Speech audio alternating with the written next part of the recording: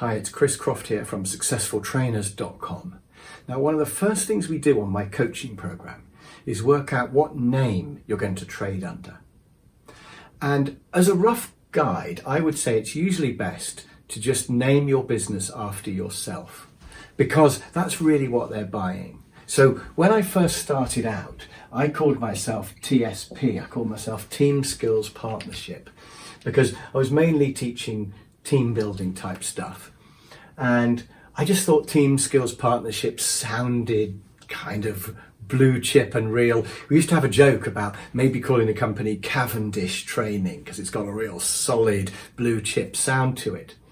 So I was really ashamed to admit that it was just me back then. And this friend of mine who knows a lot about marketing said, don't do that, Chris. Be proud of the fact that it's you. Make it a feature. It's you that they want, really. So just call it Chris Croft Training. And so that's what I did 20 years ago. And ever since, I've just been Chris Croft Training. So people know it's me. When they get an email from Chris at Chris Croft Training, they know they're talking to the main person. And it's easy to remember. There's no complication, there's no weird worries about, will I actually get you when I get the trainer? So I think there's a lot to be said for just naming your business after yourself. It's more honest somehow. Now, with any business decision, a good idea is to see what the top people do. Just copy the experts. Whatever they do is the right thing to do. And if you look at people like Brian Tracy or Tony Robbins, their businesses are all just named after them. They don't have a company name. It's just Brian Tracy. And their web address is just briantracy.com. So if it's good enough for them, then it should be good enough for us. We should just copy the people who we want to be like.